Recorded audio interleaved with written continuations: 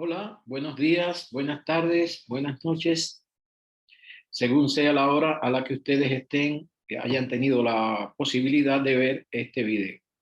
Hoy vamos a continuar con el tema de equilibrio molecular y vamos a dedicar una sesión a algo que es muy importante y que ustedes van a tener que utilizar mucho tanto en los laboratorios de química general como en la asignatura de química analítica. Estamos hablando de determinar concentración de especies en el equilibrio. Entonces, vamos a dedicar esta clase en su totalidad a resolver ejercicios de este tipo y también a puntualizar algunas cuestiones con lo que estudiamos en el video pasado correspondientes al principio de Le Chatelier. Sin más, comienzo a compartir la pantalla.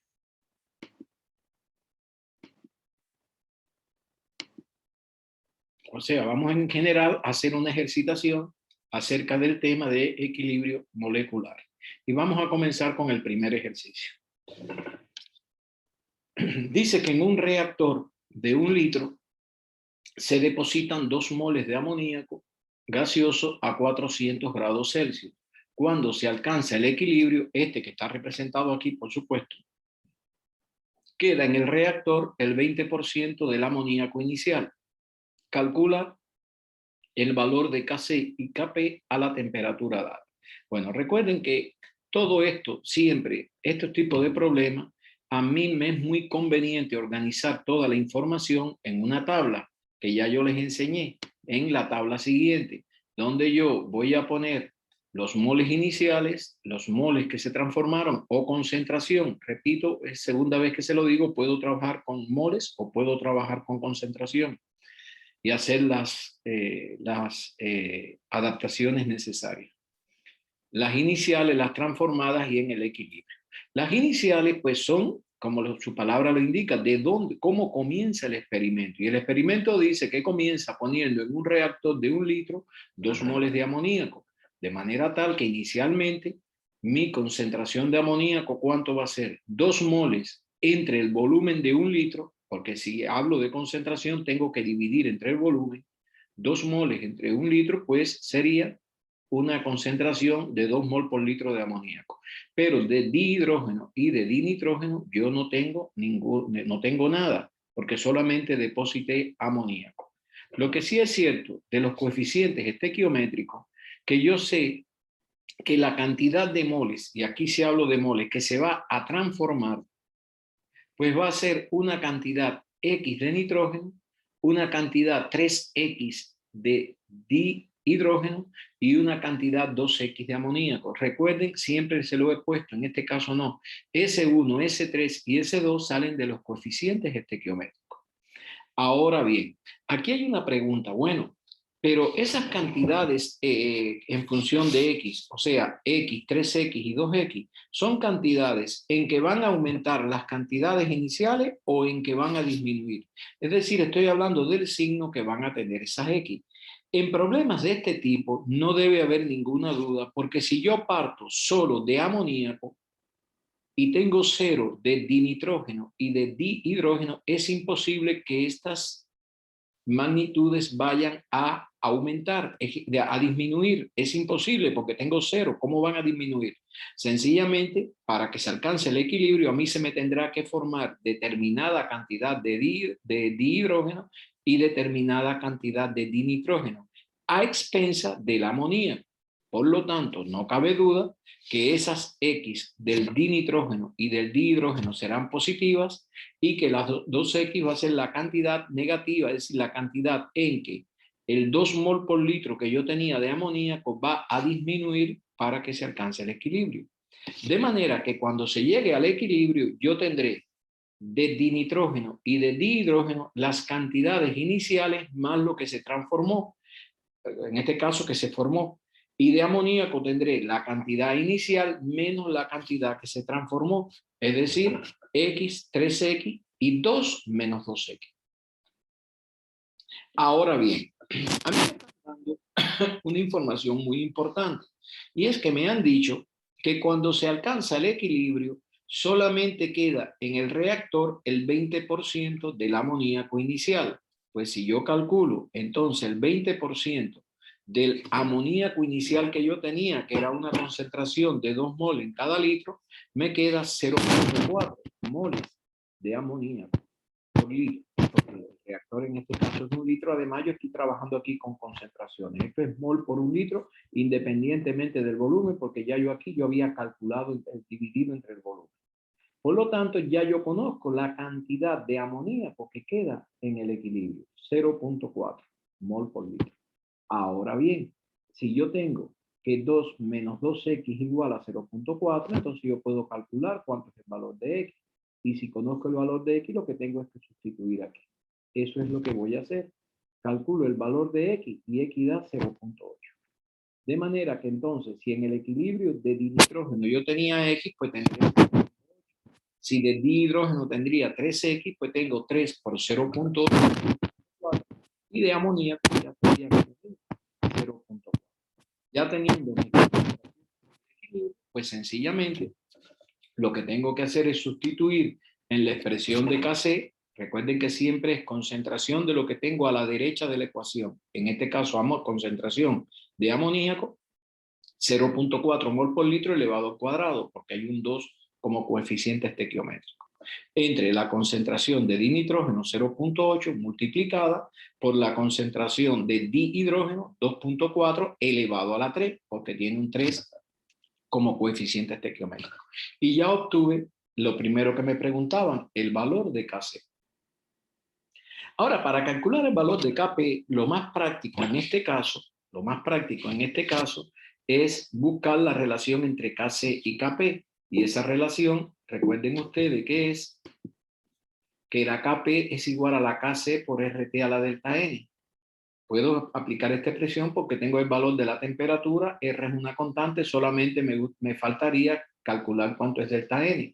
Pues delta N es moles que yo tengo a la derecha de la ecuación, 2 moles de amoníaco, menos los moles que tengo en la ecuación a la izquierda de la ecuación, es decir, 1 más 3 son 4.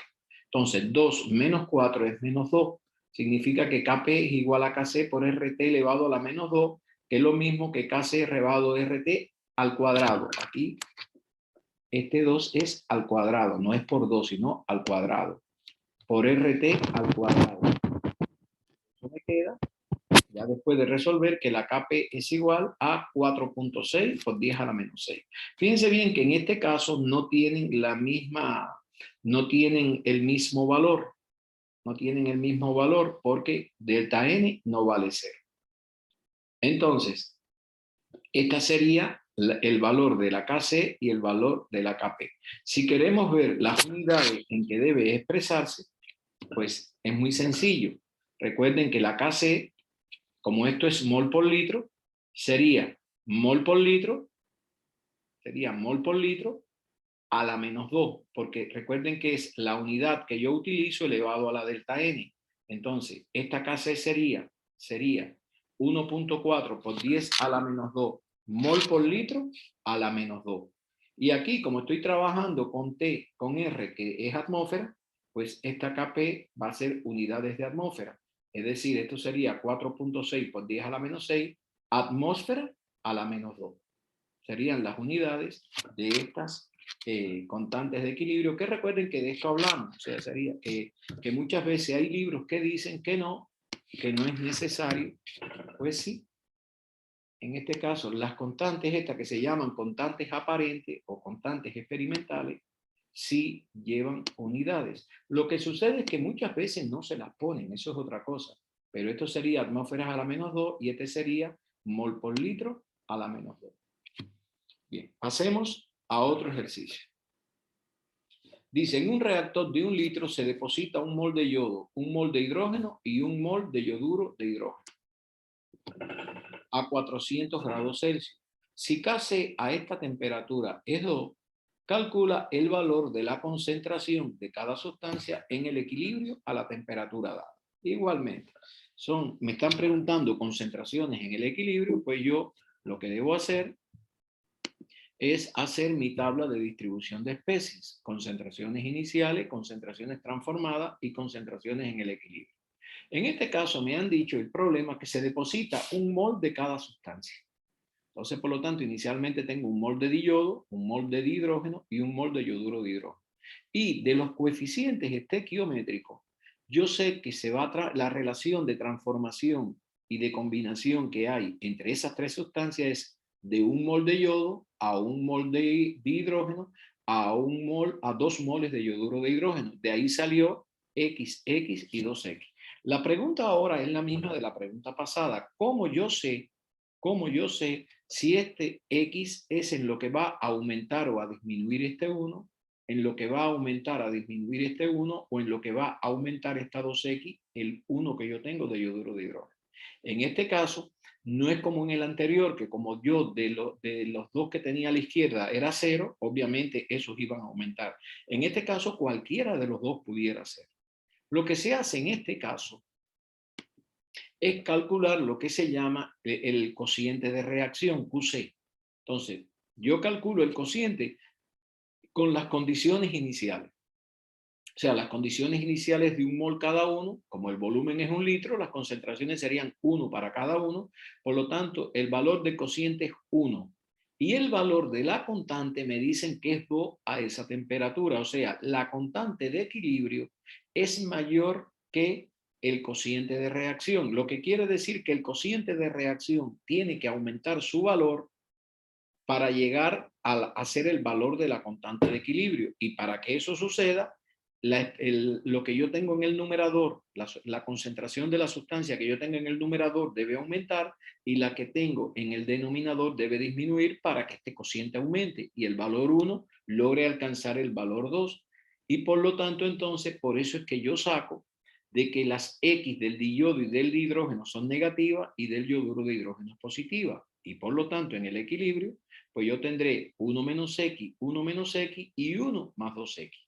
Entonces, así es como yo utilizo el cociente de reacción para saber cómo va a evolucionar el sistema para alcanzar el estado de equilibrio. Si va a evolucionar aumentando la velocidad de la reacción inversa o de la reacción directa, comparando el valor de QC con el de KC. Ya teniendo esto, ya es pura matemática lo que me queda. Es decir, yo planteo entonces, como yo sé, esta sería la expresión de KC, y como yo sé que KC vale 2, entonces lo que debo hacer es sustituir por estas concentraciones en el equilibrio. 1 más 2x al cuadrado entre 1 menos x por 1 menos x me da en esta ecuación de segundo grado, la cual yo resuelvo y me da estas dos posibles soluciones, menos 4.12 y la x sub 2, 0.12. Observen que yo siempre he trabajado con la letra epsilon, que es la que a mí me gusta trabajar, porque luego en analítica la usan. Pero también se puede poner una X. Entonces yo he querido hacer estos ejercicios trabajando con X, porque así también aparecen en muchos libros, para que ustedes vean que es exactamente lo mismo, que es solamente un asunto de notación. Entonces, pues obviamente yo tengo que tomar la X2, porque primero esta es negativa. Y además de eso, aunque hubiera sido positiva, yo a 1 no le puedo restar 4.12. Sin embargo, 0.12 sí. Entonces el valor que yo acepto es 0.12. Pues ya lo único que tengo que hacer es venir a donde dice concentraciones en el equilibrio y sustituir por los valores de X. De manera que entonces, si este es el valor que yo acepto, entonces pues sería 1.24. Primero sustituyo aquí los valores, ¿verdad? 1 más 2 por 0.12, 1.24, 1 menos 0.12, 0.88 y 1 menos 0.12, 0.88. Bien, la pregunta de siempre, ¿cómo yo sé si esto está bien? Pues vengo a la expresión de KC, sustituyo por estas nuevas concentraciones y me da 1.99, que es aproximadamente igual a 2. Lo que quiere decir que el ejercicio está correctamente resuelto. Pasemos entonces a ver algunos ejercicios donde vamos a aplicar el principio de Letetelier con algunas preguntas nuevas que no vimos en la clase pasada. Dice que explique qué le sucederá a la concentración de cada sustancia del siguiente sistema si aumentamos la temperatura del cilindro. O sea, obviamente el cilindro es el reactor. Un cilindro, imagínense un cilindro metálico, porque todos son gases, no puede ser en un vaso de precipitado, tiene que ser en un reactor que esté herméticamente cerrado. Entonces, si a ese cilindro yo le aumento la temperatura, ¿qué le pasa a cada una de las concentraciones?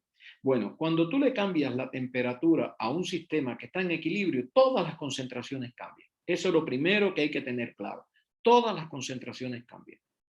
La pregunta es, ¿cuáles aumentan y cuáles disminuyen? Porque no van a aumentar todas ni van a disminuir todas. Unas van a aumentar y otras van a disminuir.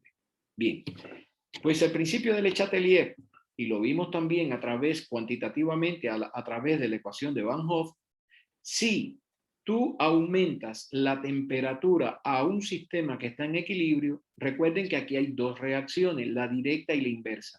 La que se va a hacer más rápida, la que se va a acelerar más, va a ser la reacción endotérmica. La endotérmica.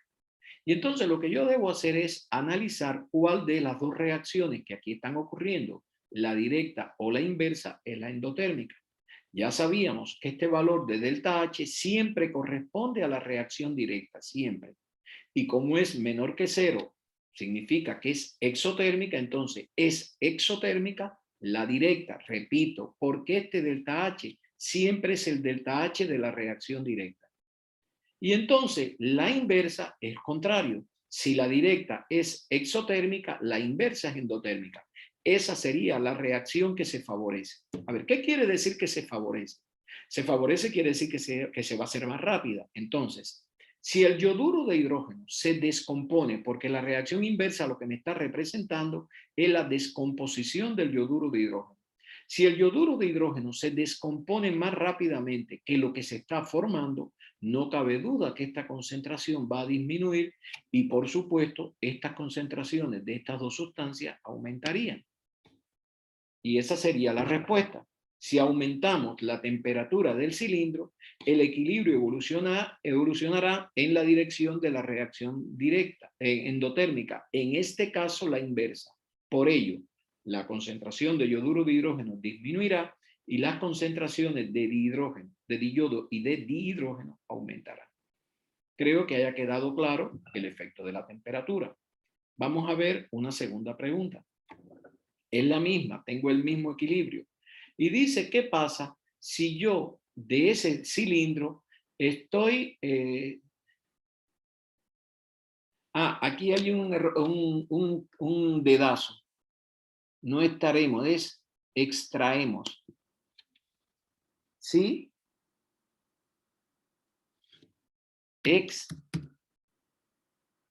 Extraemos. Eso sí era un error de dedazo. Explica qué le sucederá a la concentración de cada sustancia del sistema si extraemos el yoduro de hidrógeno a medida que se forma. O sea, yo a medida que yo voy por algún método, el yoduro de hidrógeno, a medida que se está formando, yo lo estoy extrayendo del cilindro. ¿Qué le está pasando a su concentración? Está disminuyendo. Y entonces, el principio de Le Chatelier lo que dice es que si tú cambias una concentración de una de las sustancias que está involucrada en el equilibrio, obviamente, pues entonces lo que el equilibrio hace es tratar de aumentar esa concentración. Yo les digo lo siguiente, si nosotros, a mí no me gusta mucho enunciar así el principio de Le Chatelier porque daría la impresión de que es un problema de voluntad del equilibrio, como si el equilibrio razonara y dijera, no, se dice así porque los libros lo dicen. Y es una manera como de asimilarlo, pero vamos a explicar bien qué es lo que pasa. Mire, porque esa es la verdadera causa, no que el equilibrio lo hace porque quiere hacerlo. Mire,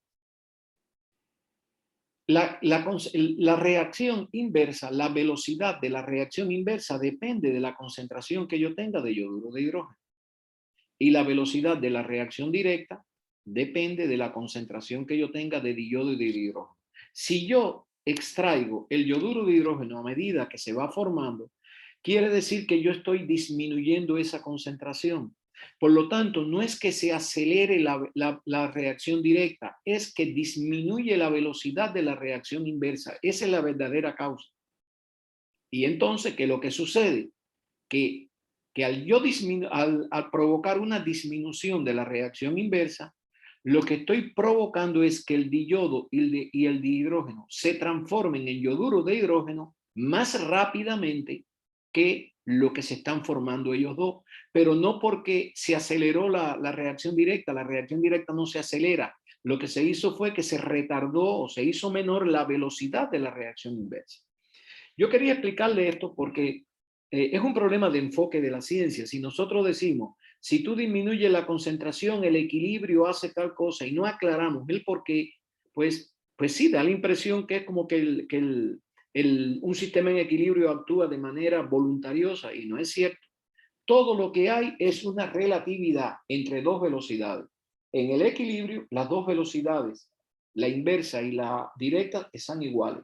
Cuando tú cambias alguno de estos parámetros, generalmente afectas una reacción, acelerándola o retardándola. Eso es lo que sucede. Y a eso es lo que se llama desplazamiento del equilibrio.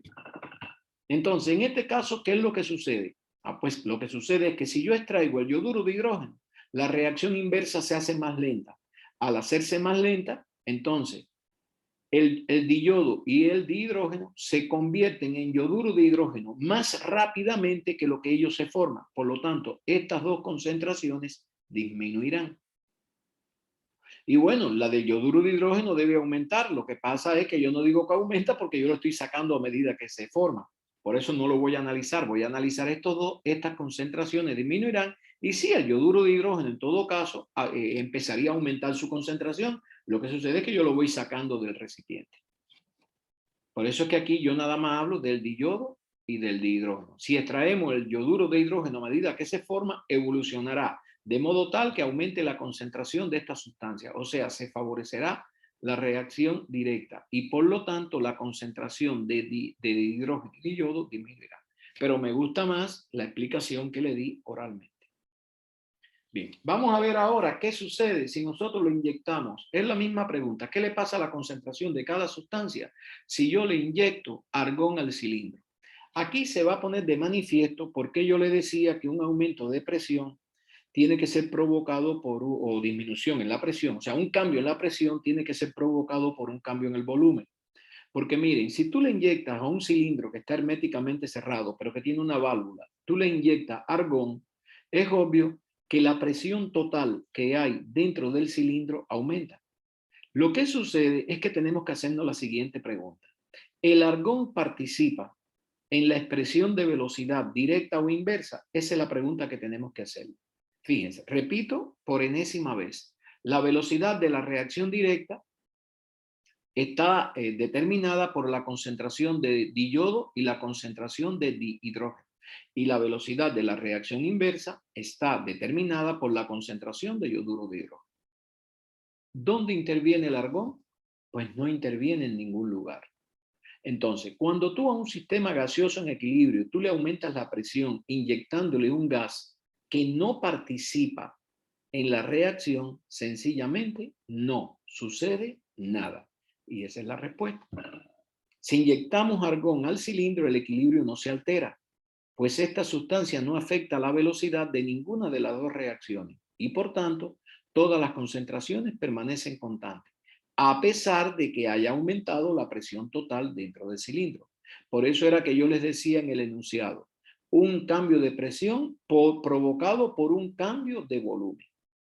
Entonces, que quede bien claro esto y le digo, porque yo me he encontrado por ahí algunas páginas en internet, sobre todo que ustedes son muy dados a revisarlas y que está bien que las revisen, no está mal, es fuente de información.